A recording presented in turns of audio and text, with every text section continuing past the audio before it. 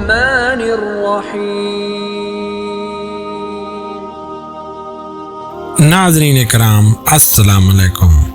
محترم ناظرین، ہم اپنی آج کی ویڈیو میں حضرت بابا فرید الدین مسعود گنج شکر رحمۃ اللہ علیہ کی ایک انوکھی کرامت آپ کے سامنے پیش کریں گے کہ کیسے ایک درخت آپ کے پیچھے پیچھے چلنے لگا۔ ناظرین کرام، حضرت بابا فرید الدین مسعود گنج شکر رحمۃ اللہ علیہ کی پوری زندگی کا اگر غور سے احاطہ کیا جائے تو ہمیں یہ بات واضح طور پر عیاں ہو جاتی ہے کہ حضرت بابا فرید نے ہوش سنبھالتے ہی یاد الہی کا دامن پکڑ لیا اور انہوں نے یہ بات دل میں ٹھہرا لی کہ جو رزق انہیں اللہ کی طرف سے ملے گا اسی پر گزارا کریں گے۔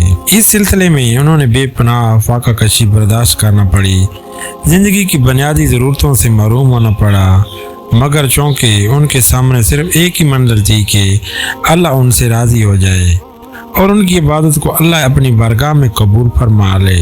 آخر اس تزکیہ نفس کی بنا پر وہ اللہ کے محبوب اور مقرب بندے بن گئے اور یوں اللہ کے کرم میں اضافہ ہوتا گیا۔ اللہ نے انہیں اپنے انعامات سے نواز دیا۔ حضرت بابا فرید کو چونکہ یہ مقام حاصل ہوا ہے، اس لیے ان کے مرکز کو اللہ تعالیٰ نے اپنی نعمتوں کے باعث اہل دنیا میں باعث سکون دامن بنا دیا ہے۔ ان کے استانہ پر جو بھی غمزدہ اور دنیا کے دکھوں سے مارا ہوا شخص جاتا ہے، اس کے دل کو سکون اور امن کی دولت حاصل ہوتی ہے۔ یہ کتنی بڑی شان ہے ناظرین کہ انسان آپ کے استانے پر جائے اور اسے اطمینان قلب حاصل ہو، جو دنیا کی چیزوں سے کبھی حاصل نہیں ہوتا۔ جہاں آپ کی چند کرامات کو پیش کر رہے ہیں۔ سیر المشاہد کے مؤلف نے لکھا ہے کہ ایک نوجوان دلی سے چلا اور توبہ کرنے کے ارادے سے حضرت خواجہ فرید الدین مسعود گنج شکر رحمۃ اللہ علیہ کی خدمت میں پاک پتن کی طرف روانہ ہوا۔ راستے میں ایک فاشا اور گانے والی عورت کے ہمراہ سفر کرنے لگا۔ چونکہ یہ نوجوان خوبصورت اور خوش شکل تھا، وہ عورت اس کے بڑے قریب ہوتی گئی اور چونکہ وہ توبہ کے ارادے سے نکلا تھا، اس کی طرف توجہ نہ کرتا۔ سفر کے دوران ان کا قافلہ ایک ایسی جگہ رکا کہ دونوں کو ایک ہی کمرے میں رات گزارنا پڑی، کیونکہ دونوں ہی تھے، دوسرے لوگ تو دوسری جگہوں پر تھے۔ اس عورت نے کوشش کی کہ ان کو اپنے دام میں قابو کر لے۔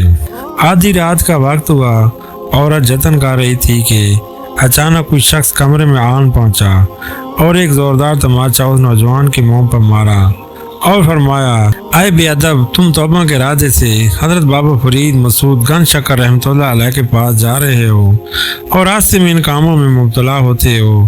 یہ کہہ کر وہ آدمی غائب ہو گیا۔ نوجوان استغفر اللہ کہتے اٹھا اور کمرے سے باہر چلا گیا۔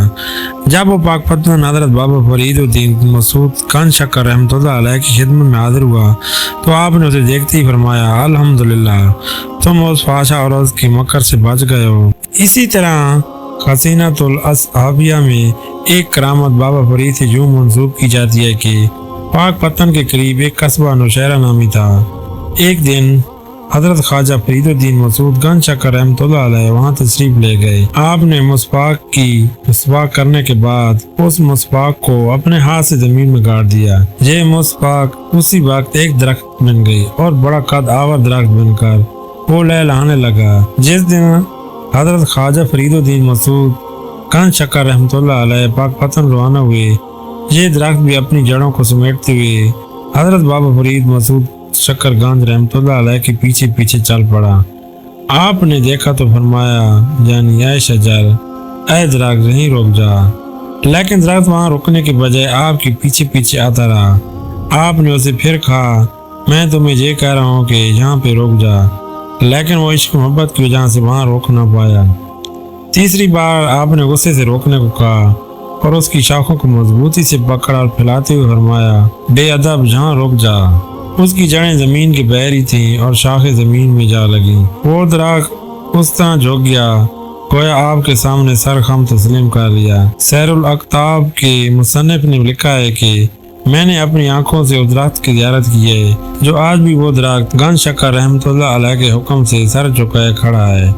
ناظرین کرام، یہ شان ہوتی ہے اولیاء اللہ کی۔ اگر آپ کو ہماری یہ ویڈیو پسند آئی ہو تو لائک کیجیے، سبسکرائب کیجیے ہمارے چینل کو تاکہ ہم آپ کے لیے اور بھی بہترین ویڈیو لا سکیں۔ اپنا اپنے دوستوں کا لوگوں کا بہت خیال رکھیے۔ اللہ اور محمد صلی اللہ علیہ وسلم پیار محبت کیجیے۔ آپ کا بہت شکریہ۔ اللہ حافظ۔